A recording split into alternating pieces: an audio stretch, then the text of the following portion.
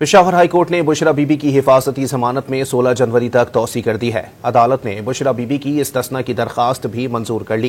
Peshawar high court में बुशरा बीबी के मुकदमात की तफसील के लिए दायर दरखास्त पर समाअत हुई। वकील दरखास्त गुजार ने मौक़िफ़ इख्तियार किया कि तोशाखाना 2 केस में आज इस्लामाबाद में पेशी है। दरखास्त गुजार वहां पर पेश होंगी। एडिशनल अटॉर्नी जनरल ने बताया कि आज उनके 2 केसेस अदालत के सामने ज़ेर समाअत हैं।